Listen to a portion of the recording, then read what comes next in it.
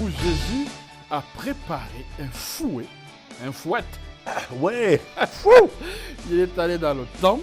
Désirer à ce que Dieu puisse changer nos vies comme des squelettes qui sortent du placard. C'est comme, what?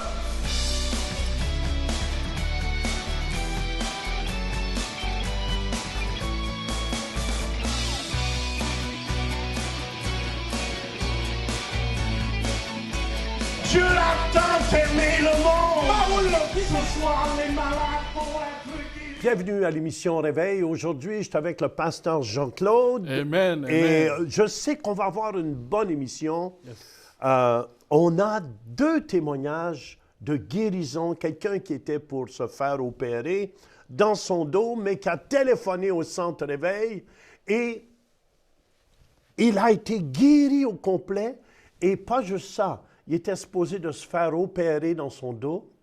Il y avait une hernie cervicale et il a été guéri. Vous allez entendre ce témoignage. J'ai entendu ce témoignage quand j'étais à Saint-Malachie. Et aussi, on va écouter un autre témoignage, quelqu'un qui a eu un accident dans son dos et aussi dans son épaule, qui a été guéri quand nous avons été à Saint-Malachie. Fait que préparez-vous, ça va être intéressant. Bienvenue à l'émission Réveil, là où le Saint-Esprit agit à distance. Amen, Alléluia. amen.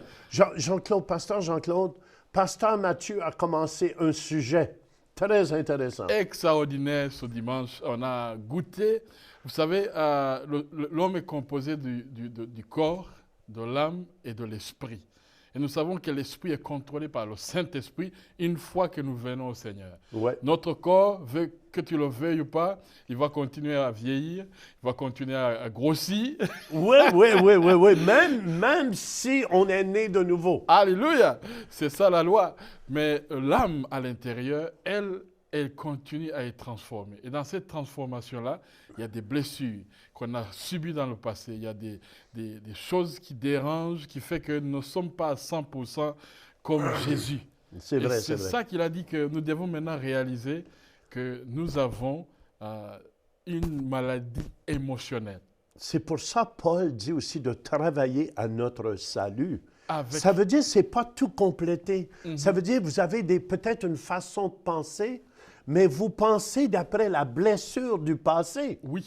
Et souvent, nos émotions réagissent face à notre blessure du passé. Quelqu'un qui a été rejeté quand il était jeune par ses parents ou par ses gardiens, souvent, cette réaction-là va remonter à la surface et cette personne ne comprendra pas pourquoi elle réagit de telle façon, mais souvent, c'est à cause d'un passé qui n'a pas été guéri. Qui ressurgit tout d'un coup, tu dis, est-ce que c'est moi qui viens de faire ça? Et ça revient. Et là, dans ce message de Pasteur Mathieu, on a découvert que Jésus avait des émotions. Jésus a eu des émotions. Il nous a parlé d'un exemple qui m'a touché, où Jésus a préparé un fouet. Ouais, Il est allé dans le temple et il a fouetté le monde qui était en train de vendre dans le temple de son père.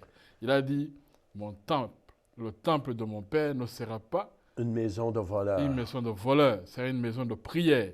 Mais pour leur faire comprendre ça, il était en colère, une colère sainte, une colère sans péché, mais avec le fouet.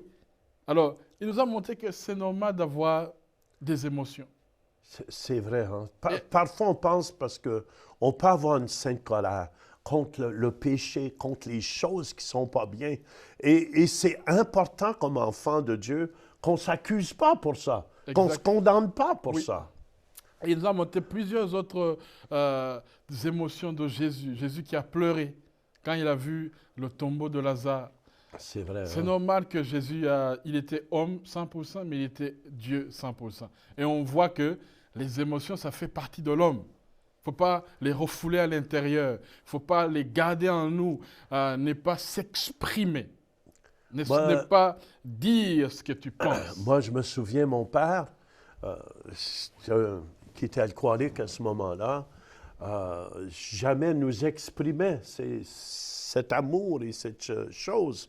Et je me souviendrai toujours, mon père, pour lui, être un homme, c'était de ne pas pleurer et aussi de me battre. Écoute, ça fait aucun sens. Hein? Je me souviens un jour, je m'avais battu à un endroit, je ne veux pas dire où. Alléluia. Et là, mon père, il dit, là, tu fais un homme de toi. Yes. Tu comprends? Et pour moi, j'étais tout défait. J'étais... En plus, pour lui, c'était ça, être un homme. Mais être un homme, ce n'est pas nécessairement de se battre non plus. Exact. Et Et à l'église, on voit de plus en plus des gens, tout d'un coup, qui quittent une église, ou qui partent en rébellion, ou qui décident, moi, je ne veux plus te parler, je ne veux plus parler à un tel. Alors que réellement, c'est juste s'asseoir et parler. C'est juste c'est vrai. exprimer qu'est-ce qui ne va pas. Pourquoi est-ce que tu n'es pas d'accord? Pourquoi est-ce que tu n'aimes pas ma façon de fonctionner? C'est juste s'asseoir et parler. Parce qu'on a peur maintenant que l'autre soit blessé ou que... Ou que l'autre réagisse mal à notre... mal. Et on essaie maintenant de garder ça à l'intérieur, de garder ça à l'intérieur. Et vous savez, quand la marmite a bouilli, il ne faut pas la fermer. Il faut l'ouvrir, sinon elle va éclater. Oui, hein? Moi, c'est un peu le contraire. La marmite était toujours... Moi, ça sort automatiquement. Moi, je devais contrôler un peu ce que je disais. Et, mais on apprend aussi. Oui. C'est pour ça qu'il ne faut pas se condamner à la maison, là. Peut-être que vous dites, ouais, mais j'ai un caractère de bœuf. Mais Dieu va la transformer, ce caractère-là. Croyez-le. Il va vous donner un bon caractère. Mais ça ne veut pas dire que moi, j'ai un caractère fonceur. Je suis un fonceur de nature. Toi aussi, Jean-Claude. Oui, il faut y aller. Alléluia. Il faut y aller, il faut avancer pour l'œuvre de Dieu. Mais la chose la plus importante, il ne faut pas se condamner pour qui Dieu nous a fait.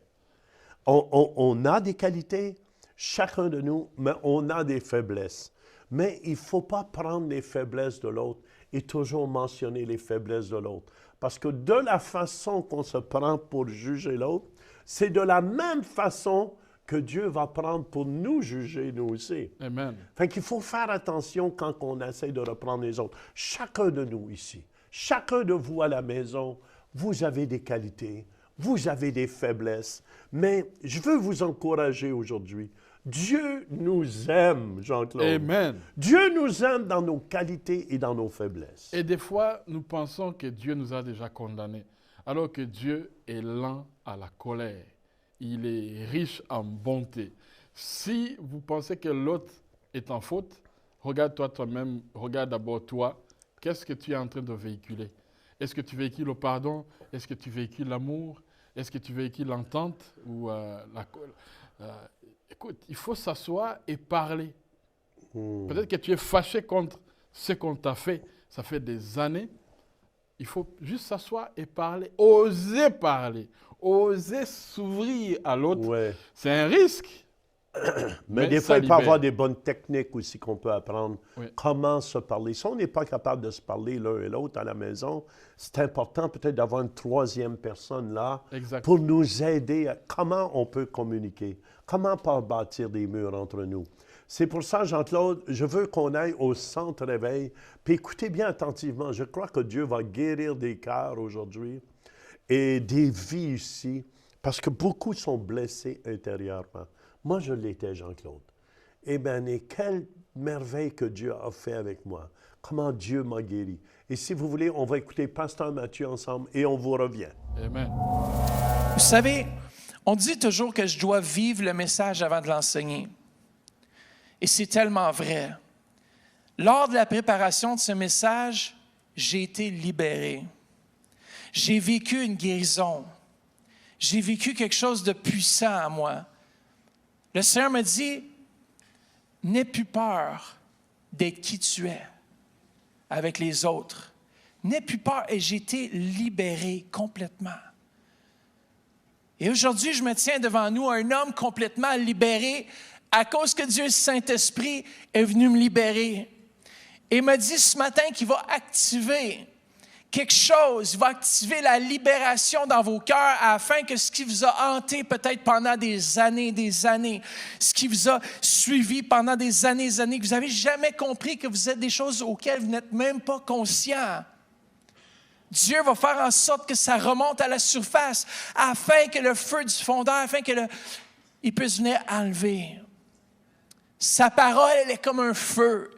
Et moi, je prie que le feu s'allume en dessous de nos vies pendant le mois de mars. Ça a déjà commencé. J'ai dit, oh, le travail commence. Pasteur Jean-Claude, il y a des gens qui commençaient à me téléphoner, se plaignent pour ci, se plaignent pour ça. Ah, ça va pas. Ah, dans ma tête, j'ai dit, voilà ce qui est caché commence à remonter à la surface. Et vous savez, c'est complètement sain. Vous dites, mais pasteur, tu n'as pas peur que les gens s'expriment? Je dis, non. J'ai pas peur. Laissez-vous aller. Laissez le Saint-Esprit être le Saint-Esprit dans vos vies. Il y a différentes cultures qu'on n'exprime pas ce qu'on ressent. Et on refoule l'abus, on refoule toutes sortes de choses qu'on a vécues, puis on dit, c'est pas la foi de libérer ce que je ressens, c'est pas sain, c'est pas... Oui, c'est sain. C'est sain de laisser aller. C'est sain de dire que tu n'es pas d'accord. C'est sain même d'être en colère. Oh, là, il y en a qui se disent, wow. Je vais vous le prouver par la parole. Vous savez qu'il y a une colère qui vient du diable, mais une sainte colère qui peut venir de Dieu. Méditez là-dessus. Lorsqu'on commence à toucher la profondeur, lorsqu'on commence à désirer à ce que Dieu puisse changer nos vies, il y a comme des squelettes qui sortent du placard. T'es comme, what? C'était là, ça? Pasteur Jean-Claude, on commence à réaliser, c'est moi? Non. Je ne suis pas comme ça. Je ne suis pas comme ça.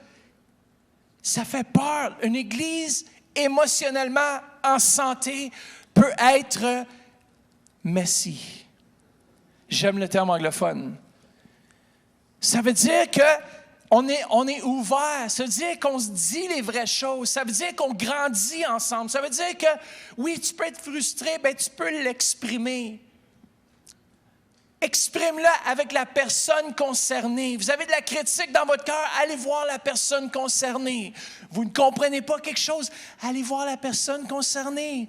Venez me voir, ça va me faire tellement plaisir de vous parler, de dire, assieds-toi qu'on prie ensemble. Tu veux un café avec ça? Tu veux de l'eau avec ça? Tu veux que je t'achète des biscuits avec ça?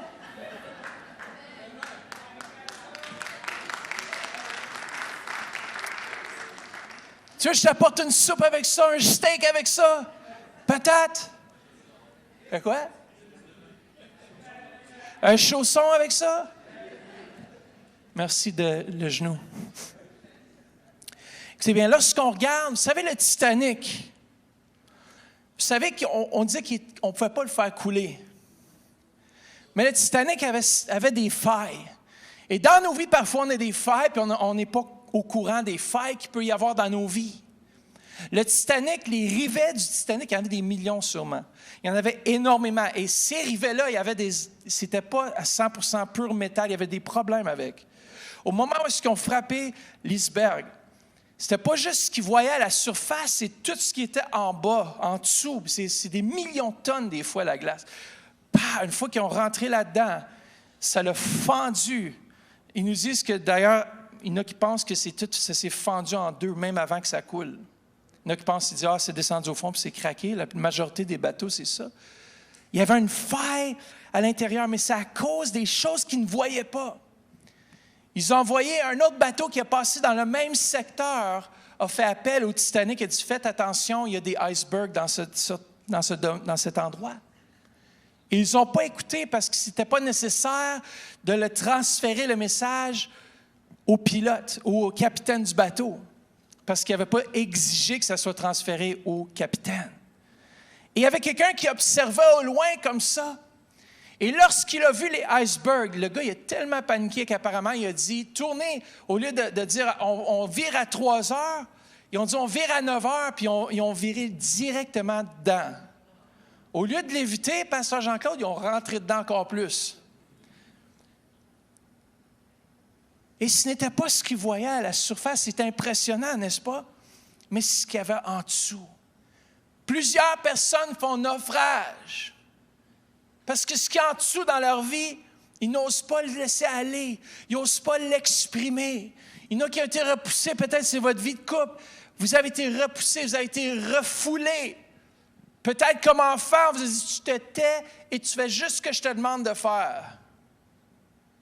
Tu sentais peut-être que tu n'étais rien. Tu penses, dans tes relations, peut-être que tu as pensé que tu n'étais rien, tu n'avais aucune valeur. Mais sache aujourd'hui que tu as de la valeur aux yeux de Dieu. Sache aujourd'hui, l'Éternel veut te bâtir. Sache aujourd'hui que l'Éternel veut t'apporter de gloire en gloire. Sache qu'aujourd'hui, l'Éternel veut faire un travail en profondeur dans ta vie. Il veut descendre dans les 90% auxquels tu n'es même pas conscient et apporter sa lumière. Il veut apporter la vérité. Il veut apporter sa lumière et dire, regarde, tu vois là, tu souffres à l'intérieur et moi je suis là, je veux te libérer, je veux te guérir. Voici ma pensée pour toi. Je pense tes blessures, je te libère de ton passé, je te libère de l'emprise du diable, je te libère de ce qui te retient, je t'apporte dans une nouvelle dimension de mon esprit.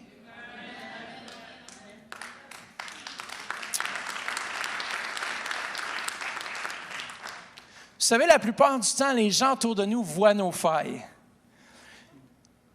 La plupart du temps, les gens voient nos incohérences, nos manœuvres défensives. Ils voient ça. Mais ça prend de la maturité, ça prend quelqu'un de mature pour pouvoir apporter la guérison chez notre frère ou notre sœur. Mais ce mois-ci, je veux déclarer sur vos vies que Dieu, Saint-Esprit, va venir enlever les couches qui font mal. Il va venir travailler en profondeur. Peut-être qu'à un moment donné, vous allez dire « Ouch! » Dieu va ramener à ton souvenir les moments où est-ce que peut-être tu as vécu un certain abus. Là où est-ce que peut-être tu as été incompris. Là où est-ce qu'on t'a jugé. Là où est-ce que tu as ressenti un manque d'amour. Là où est-ce que ta vie a été vraiment démolie à un moment donné.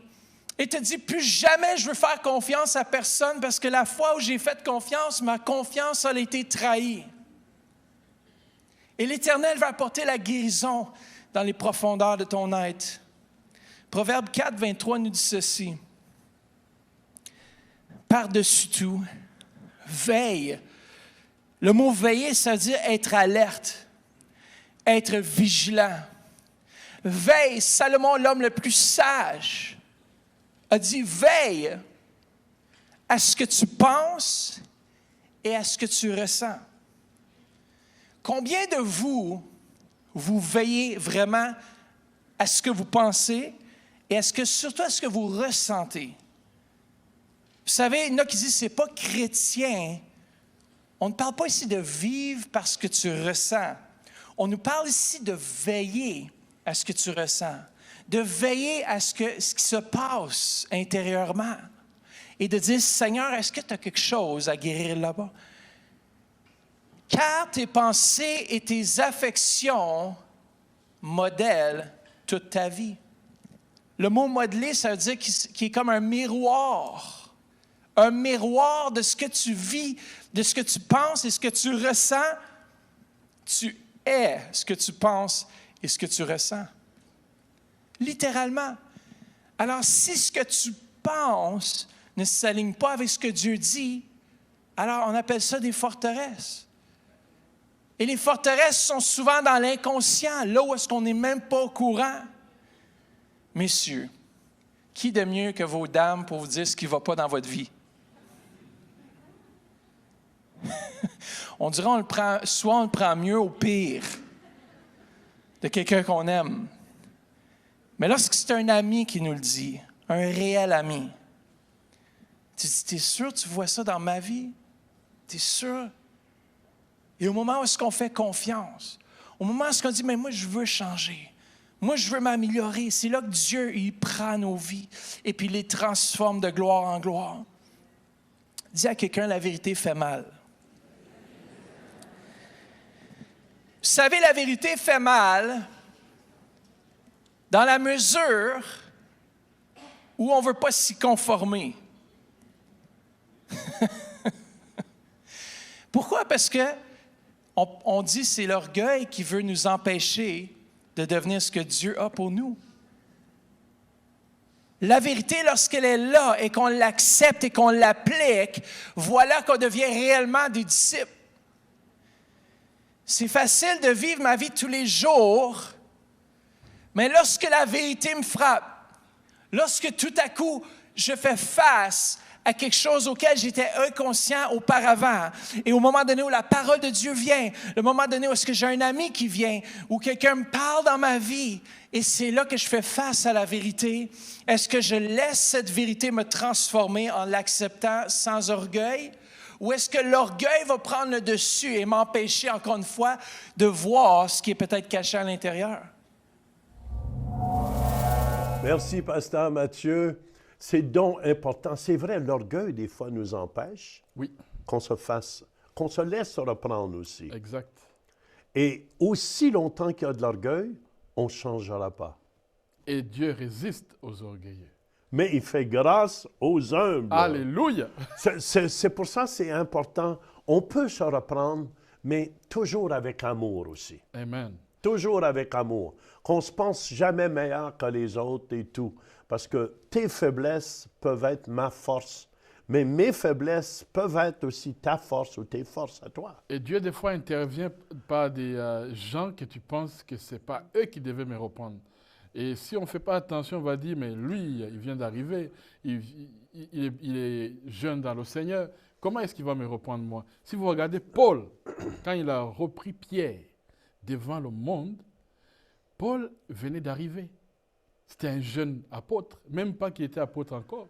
Mais il a repris le grand Pierre et Pierre a reconnu que c'était Dieu qui lui parlait. Alors, des fois... C'est bon ça.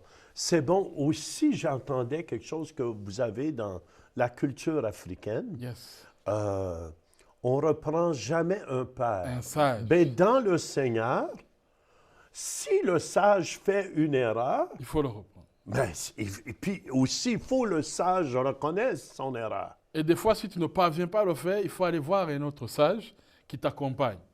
Comme ça, vous êtes 2 contre 1. Ah, OK, parce que je disais à quelqu'un, un frère africain dernièrement, tu sais, je vais reprendre ce leader-là. Ah, il dit, oh non, c'est un père, il ne faut pas...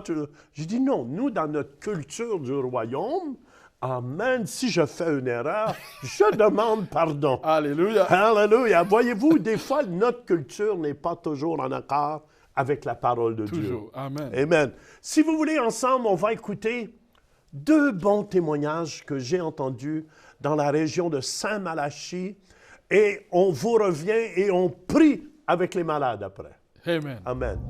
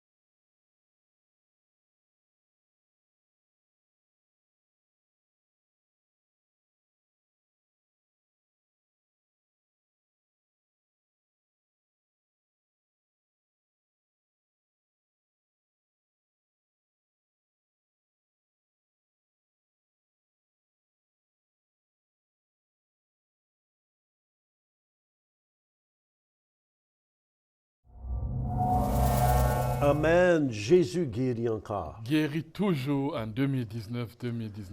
Et tu sais, Jean-Claude, quelque chose qu'on veut faire aussi, on va mettre sur mon site Facebook ou on va ouvrir un site, le miracle de la semaine. Et les gens vont pouvoir venir écouter des miracles, parce que vous savez, la foi vient de ce qu'on entend et ce qu'on entend vient de la parole de Dieu. Amen. Mais un miracle, pour moi, c'est toujours accompagné de la parole de Dieu. La parole de Dieu est toujours accompagnée d'un miracle. Et c'est pour ça, aujourd'hui, on veut prier pour vous. Puis écoutez bien, il y a des gens qui peuvent dire, « Ouais, mais moi, je n'ai pas été guéri. » Écoutez bien, continuez de croire. Amen. Sans la foi, on ne peut pas plaire à Dieu. Et si vous voulez ensemble, amen, faites ce pas de foi. Yes. Placez votre main là où vous avez mal. Oui. Amen, amen, amen. Et on commande au nom de Jésus-Christ à toute maladie dans le corps, toute infirmité au nom de Jésus-Christ. On arrache tout mal dans les os.